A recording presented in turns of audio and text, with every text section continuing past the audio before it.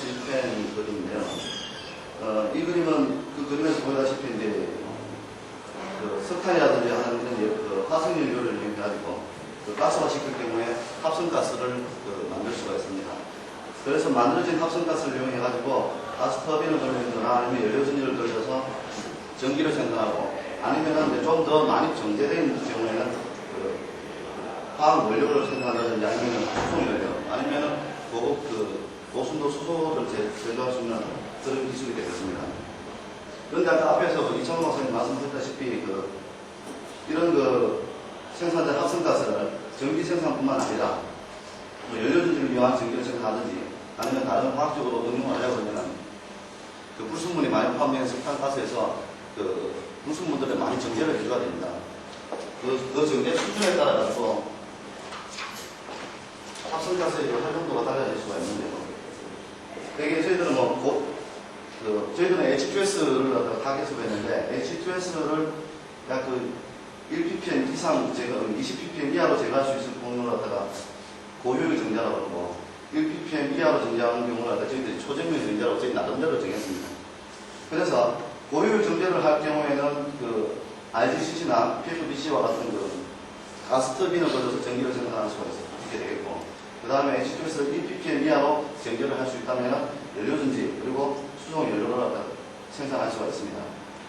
그리고 60ppb 이하로 떨어뜨릴 경우에는 이와 함께 그다음에 고순도 수소도 생산할 수 있고 합성가스로부터 화학 공업의 원료도 생산할 수가 있습니다.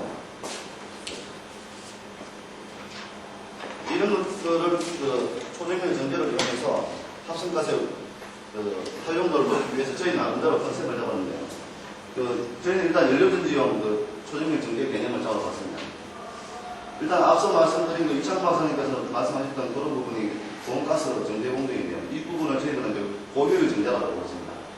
이 공정에서 약 10ppm 이하로 H2S를 제거를 하고, 그 다음에 초정밀 정제 공정에서 1ppm 이하로 정제할 수 있다면 연료전지는 충분히 돌릴 수 있다. 그래서 저희들은 여기에 해당되는 탈항제와 그 다음에 초정밀 정제를 할 수 있는 탈항제에 대해서 두 가지를 연구를 했습니다.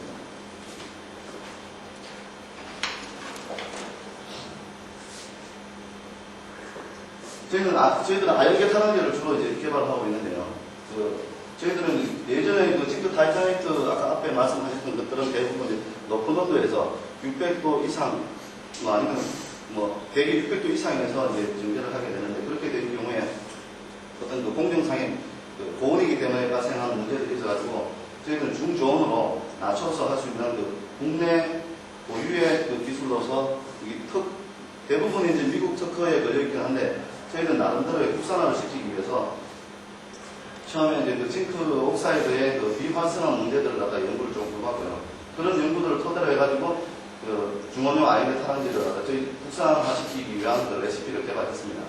그리고 요거하고는 요게 이제 고효율 탈항 공정에 사용되는 탈항제이고, 그 다음에 이제 초정밀 정제용 인젝트블 탈항제를 갖다가 완전히 개발한 건 아닌데 이제 시도를 한번 해봤습니다.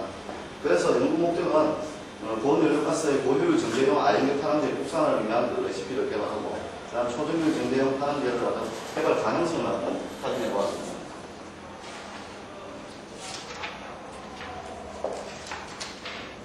실험에서 탈항제의 반응 속도, 흡수속, H2S 흡수속도는 탄바란스를 이용해서 무게 변화로부터 관찰해봤고요. 그 다음에 저희들이 황화 재생을 한다고 했는데, 황화 반응과 재생 반응은 이제 고정층 반응기에서 지시를 해보았습니다.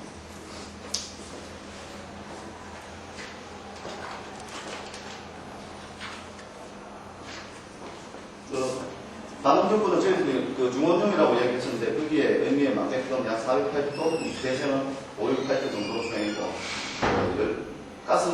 석탄가스는 이제 저희들이 오사가스를 사용했고 했습니다.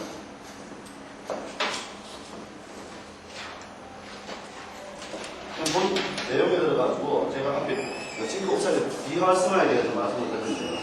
징크 옥사이드가 비활성화가 일어나는 건 저희는 생각하기에 징크 옥사이드가 반응하면서 소멸되는 것, 그 다음에 합성가스가 반응성이 강하기 때문에 그로부터 일어나는 징크 옥사이드의 반응, 두 가지가 이제 비활성화의 주 내용이라고 생각되는데요. 되게 이제 이런 그레인들의 그 징크 옥사이드가 있다면은 반응이 계속 진행된다면 이런 소개를 해가지고 디액티베이션이 일어납니다. 여기에서 떨어지는 것이 그 황화 반응과 대성 반응을 갖다 연속적으로 실시해서 봤을 때에 이렇게 그 사이클이 증가할 때 반응성이 점점 증가됩니다. 여기서 나타나는 것은 이제 서버 캐퍼시티를 얘기하는 것이고요. 근데 이제 여기 사이에 그 반응을 하지 않는 이너트 파티클을 갖다 자체 혼합을 한다면 이제 이런 소결들을 막을 수가 있고요. 그로부터 약 25% 이상을 갖다가 그 이너트 물질을 함유하게 되면은 그 디액티베이션을 갖다가 어느 정도 막을 수가 있습니다.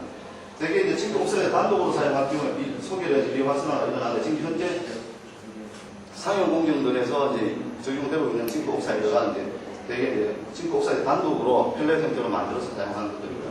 그다음에 요즘 최근에 저희들이 뭐 한 10여 년 걸쳐서 개발하고 있는 제형들은 대부분 이너트 소분실을 갖다가 이너트 서포트를 갖다가 같이 집어넣어가지고 소개를 흡수시키고 반응성도 개선해서 또 재사용도 가능할 수 있는 그런 그렇게 될 수가 있습니다. 그다음 두 번째로 말씀드릴 것이 이제 반응인데요. 징크 옥사이드가 석탄가스에 해가지고 반응이 될 경우에 그럼 어떤 현상이 일어나겠는가? 대개 징크 옥사이드를 갖다가 처음에 징크 옥사이드는 필요한 것은 반응성이 이렇게 좋습니다. 이건 칸 바란스로 가지고 무게 증가된 것인데요. 주반은 이렇게 진행됩니다. 근데 이제 그 징크 옥사이드를 갖다가 이 반응성 가스에 미리 처리를 해서 일부 엘리멘트 징크로 바꿔줬을 때는 그 리듀스된 상태의 징크 옥사이드는 반응성이 훨씬 줄어들게 됩니다. 그리고 이것은 이제 그 실제로 그 징크 옥사이드 엘리멘트 징크 이렇게 될 경우에는 이제 엘리멘트 징크가 에지큐서 반응을 갖다 그렇게 잘 하지 않습니다. 저희들 반응 실험을 하면 이렇게 추정될 수가 있고요. 그다음 이것은 그 징크 옥사이드를 갖다가 징크 옥사이드 파티클하고 징크 옥사이드에다가 제올라이트와 같은 서포터를 갖다가 같이 첨가했을 때의 그 반응 속도를 갖다 비교를 해보았는데 한 10시간 동안 반응을 시켜보았습니다. 해보니까 징크 옥사이드 단독으로 있는 경우에는 한 10시간 정도 반응을 석탄가스에 노출시키면 한 10% 정도의 무게 감소가 있게 되고요. 실제 그 이론적인 양에 비해서 한 10% 정도의 반응이 진행됩니다. 그런데 이제 서포터를 같이 섞어준 경우에는 그것보다 훨씬 많이 줄여줄 수 있는 효과가 있습니다. 앞에서 두 가지 경우에서도 말씀드렸다시피 소결이나 반응이나 이 두 가지는 서포터를 적절히 첨가함으로 해가지고 두 가지 다 막을 수가 있습니다. 문제는 또 한 가지가 있는데 아까 앞에서 말씀드렸던 반응되어서 생성된 엘리멘트 징크는 어떻게 거동을 하냐면 대개 이제 주반응의 HPS가 징크 옥사이드하고 만나가지고 징크 설파이드로 변하고 이제 그렇게 이제 흡수를 하게 되는데 이것이 징크 옥사이드가 CO라든지 수소하고 만나게 되면 엘리멘트 징크로 변하게 되고요. 이것은 그 고온에서 한 413도 이상이면은 표면으로 마이그레이션이 일어납니다. 그리고 650도 이상이 되게 되면은 시발이 돼서 손실되게 됩니다. 저희들이 실험을 보통 하다가 타란제 표면을 갖다 촬영을 했고 전자의 미경으로 관찰해 보면은 프레시한 타란제에서는 표면이 이렇게 보여지는데 장기 사이클을 돌려서 실험을 하고 나면은 표면이 이렇게 뭔가 디파짓되었다는 것을 관찰할 수가 있는데요. 그래서 이것이 뭔가 해가지고 EDX를 통해서 징크의 함량을 한번 분석을 해봤습니다. 징크 함량을 분석해보니까 사이클이 증가할수록 표면의 타란제 표면의 징크 함량이 증가하는 것을 볼 수 있습니다. 저희들이 예측컨대 이것은 아마 환원된 징크가 표면적으로 마이그레이션 된 것이 아닌가 라고 생각됩니다. 이름으로 인해 가지고 반응성이 이제 또 저하될 수도 있고 표면 타란제 표면 부분에 이제 엘리멘트 징크가 이렇게 디파짓 됐기 때문에 내부로 디퓨전이 일어나지 않아서 아마 성능이 많이 감소하게 될 것이다. 그렇게 추정을 해봤고요. 자, 그렇다 하더라도 저희들이 재생을 할 경우에 재생을 한다면은 엘리멘트 징크가 다시 산화되지 않겠느냐라고 저희들이 이제 그런 질문을 많이 받게 됩니다. 대개 이제 징크 옥사이드 하더라도 산화 조건이 충분히 여건이 마련되면 또 고온 조건이기 때문에 징크 옥사이드로 다시 산화될 거라고 생각했는데요. 실제 반응에서 저희들이 엘리멘트 징크하고 그 다음에 요거는 저희들이 인위적으로 반응시켜가지고 만든 징크입니다. 그리고 이건 징크 설파이드인데 미리 방화 반응 된 것 같다가 두 가지에 대해서 재생 반응을 갖다가 TPO 실험을 실시해 보았습니다. 그렇게 해보니까 징크 설파이드의 경우에는 산소가 만나서 징크 옥사이드로 변하고 SO2가 나오면서 무게 감소가 급격하게 일어나고 해가지고 약 510도 정도에서 반응이 충분히 일어납니다. 그런데 엘리베이터 징크 같은 경우에는 산소가 만나서 이렇게 가야 되는데 시작 때는 한 630도 정도에서 산화되기 시작해서 아주 속도가 느리게 산화되는 걸 확인할 수 있습니다. 아마 이것은 반응되면서 이것이 반응된 징크가 자기들끼리 이렇게 소개돼서 엄청 붙었기 때문에 잘 일어나지 않는다고 이렇게 생각합니다. 이런 것들을 갖다 효과적으로 막아주기 위해서 저희들은 지지체들, 아까 서포트 말씀드린 서포트를 몇 가지를 갖다 지금 해봤습니다. 되게 이제 예전에는 징크 타이타니트라고 하면 타이타니아를 갖다가 서포트를 넣는다든지 이렇게 했었는데 저희는 그렇게 하지 않고 징크 옥사이드에다가 그냥 모커사이트 아니면 황토 아니면 제라이트 서틴에서 내추럴 제라이트 이 네 가지에 대해서 그냥 25% 정도 첨가를 해보았습니다. 그렇게 해봤을 때 한 밸런스로 HPS 속도를 비교해 보니까 제 빨간색으로 나타낸 부분이 이제 내추럴 제라이트 경주에서 나는 천연 제라이트입니다. 그거를 사용한 것이 가장 가능성이 좋았고요. 재생 속도도 빨랐는데 제라이트 서틴에서 합성 제라이트를 사용한 경우만 재생 속도가 좋지를 못했습니다.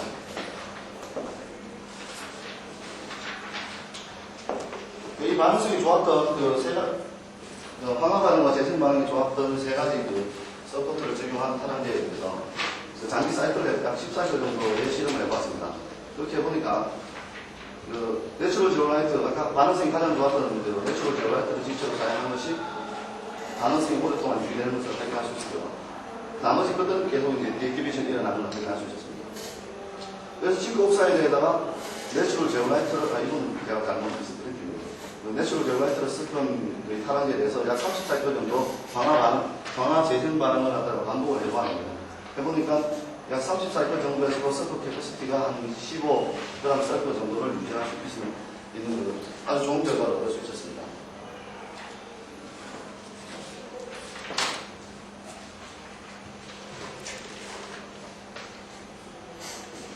그리고 이 만들어진 탈환제의 세 가지 보커사이트 황토 내추럴 제로라이트를 갖다가 이렇게 서포터로 사용한 탈환제에 대해서 네마모 실험을 해보았는데요. 네마모 실험 결과에서도 아주 보커사이트를 사용한 경우는 아주 좋지를 못했고요. 그 다음 천연 제로라이트를 사용한 경우에는 약 14.7% 정도의 네마모를 가지고 있었습니다. 대개 이제 FCC 총량 같은 경우는 버틸스 인덱스가 약 20% 정도인데 그보다 좋은 결과를 얻을 수가 있었습니다. 그래서 저희들이 만든 탈환제 중에서 징크 옥사이드에다가 천연 제로라이트를 이렇게 혼합한 탈환제에 대해서는 반응성도 우수하고 그 다음에 내구성, 저희들이 내구성이라고 하면 오랫동안 장기간 사용해도 설프 캐퍼시티가 계속 유지되는 것을 의미하는데 그것도 좋았고 그 다음에 내마모성도 좋았습니다. 세 가지가 다 만족스럽긴 했지만은 하지만은 아까 앞에서 그림에서 이렇게 한 30사이클 정도 돌렸을 때 이게 디액티베이션 되는 것을 갖다 볼 수가 있었습니다. 그런 것들을 또 방지를 굉장히 많이 오랫동안 사용할 수 있고 경제성이 있을 것으로 봐서 천연 제로라이트를 갖다 섞어내다가 다시 철 산화물 약 10% 정도를 혼합을 해봤습니다. 그래서 반응 속도를 비교를 해보니까 공화 반응이 이전보다도 조금 더 좋아진 것을 볼 수 있고 재생 반응 역시 더 좋아진 것을 확인할 수가 있었습니다.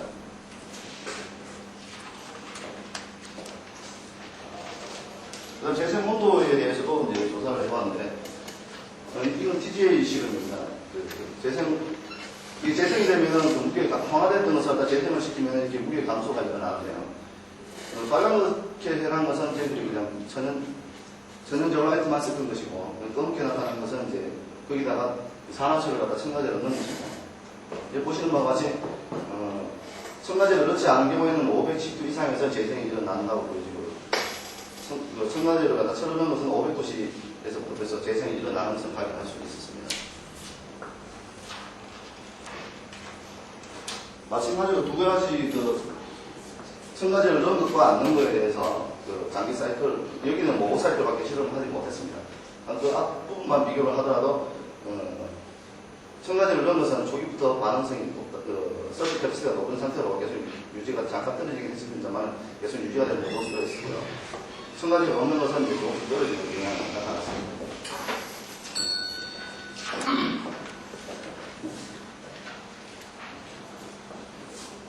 그래서 그 첨가제를 넣은 경우에 전자 비용으로 반응 전구, 반응 후를 갖다 비교를 해봤는데 해보니까 그 반응 전구와 반응 후에 뭐 그렇게 크게 변화하는 것은 없습니다. 앞에서 보여드렸던 그 징크가 디파짓된 경우와 비교해 본다면 아주 양호한 상태라고 볼 수 있고요. 그 다음에 XRD로 분석해 보니까 여기에서는 처리되어 왔기 때문에 징크 플라이트가 만들어진 것을 확인할 수가 있습니다.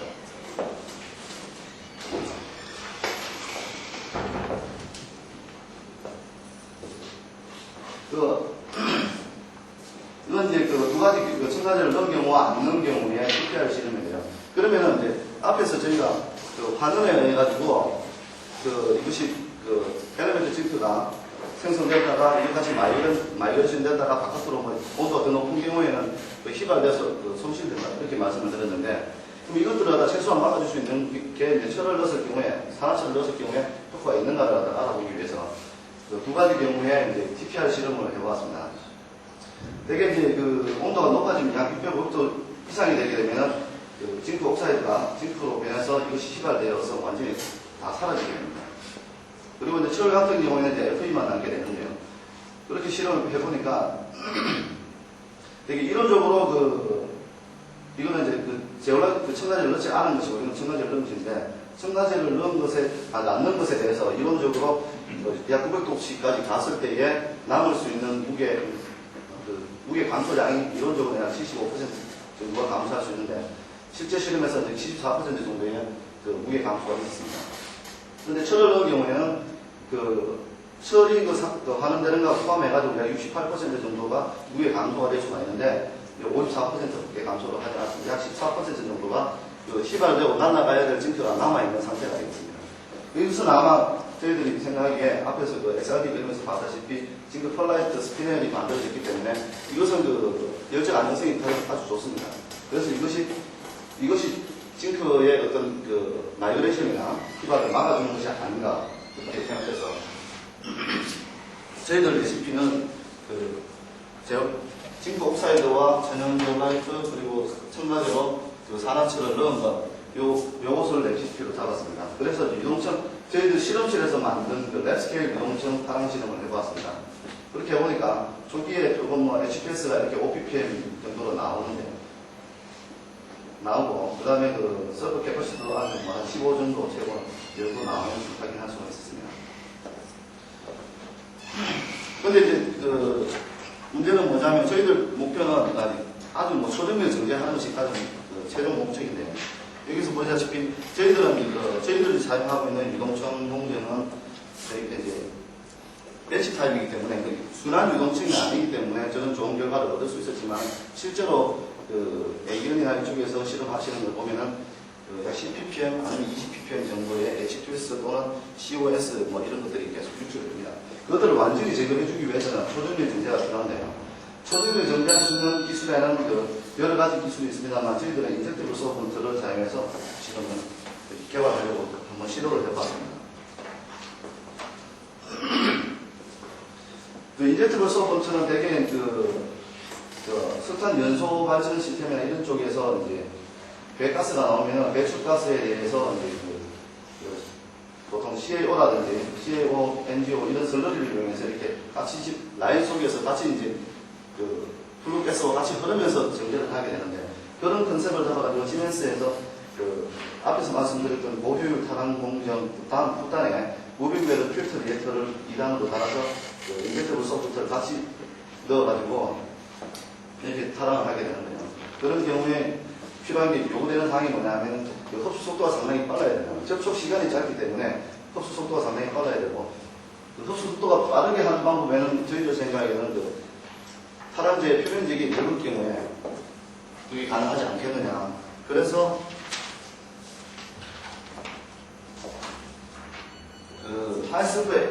하이스러페스 에리얼 메탈 옥사이드를 만들기 위해서 매트릭스 어시티드 방법으로 탈환제라든지 하이 서페스 에리어 메탈 옥사이드를 만들어 보았습니다. 이것은 뭐냐면은 매트릭스로 그 액티브 카본을 사용하고 여기에다가 그 징크 나이트레이트를 함침시킨 다음에 소송을 해버리면은 카본은 안 날아가게 되고 나머지 남은 징크 옥사이드가 남게 됩니다. 이런 남은 징크 옥사이드 고격을 이 그래놀이 그대로 유지된 상태를 볼 수가 있는데요. 이거를 확대시켜 보면은 요것은 이제 TM으로 찍은 것인데 대개 10에서 20나노메타 정도의 파티클들이 이렇게 뭉쳐져 있는 것을 발견할 수가 있습니다. 이것들에 대해서 그 소송할 때 소송 온도에 따라 가지고 어떤 영향이 있겠느냐 해서 소송 온도를 약 500, 600, 800도씨에서 뭐 4시간, 2시간, 이 경우에는 이게 그 카본이 잘 날아가지 않기 때문에 4시간 정도 소송을 했습니다. 이렇게 했을 때 서페스 에리어가 그 500도에서 한 경우는 56 정도가 나오고 온도가 높은 경우는 23 정도가 나와서 실제 그 알드리스나 이런 데서 나오는 거는 서페스 에리어가 12 정도, 뭐 정확한 값은 아니다만 그 정도로 나오고 있습니다. 그리고 이것을 갖다가 그 전자중력을 관찰해 보았을 때에 온도가 높은 경우에는 기차 사이즈가 약 100에서 150 그 나노메타 정도 사이즈가 되고 그 다음에 500도 정도에서 천천히 이렇게 날려보내고 소송한 것은 약 10에서 25 나노메타 정도의 그 파티클들이 몰려있는 것을 확인할 수가 있습니다. 이것들에 대해서 그 세 가지 경우에 반응 속도를 또 비교를 해봤습니다. 역시 예상대로 그 서페스 에리어가 높은 것이 반응 속도가 훨씬 빠르다는 걸 알 수가 있었습니다. 마지막 결론을 말씀드리겠습니다. 저희들은 그 고온연료 가스 정제용으로서 국내 보유 기술을 확보하기 위해서 천연 제올라이트와 같은 천연 광물을 이용해서 그 첨가제를, 그 서포트를 사용해서 파랑제를 만들었고요. 거기에 첨가제를 갖다가 산화철을 넣음으로 인해서 그 비활성화도 억제할 수가 있습니다. 그래가지고 반응성과 내구성, 내마모식이 동시에 만족될 수 있는 그러한 그 파랑제를 개발할 수 있었고요. 그 다음 초정밀 정제용 인젝터블 파랑제의 개발 가능성을 또 확인했습니다. 하이 서페스 에리어 금속 산업을 제조함으로써 표면적인 열도수로 반응한 흡수 속도가 빠른 것을 이용해가지고 이 반응성을 가진 거고요. 앞으로 여기에 대해서는 간단히 저희들이 뭐 이렇게 새로운 시도를 해보았을 텐데 앞으로는 좀 더 높은 그 서페스 에리어 저희들이 예상하기에 보통 뭐 100 이상 되면 더 좋다고 생각되는데 그런 것들을 만들어 볼 계획을 가지고 있습니다. 아마 이런 그 앞에서 말씀드렸던 고온 탈환 공정과 초정밀 정제 공정을 하다가 그 모듈화 시켜서 조합을 한다면 아마 그 연료가스의 활용도는 상당히 높아질 것으로 예상됩니다. 여기까지 말씀드렸습니다.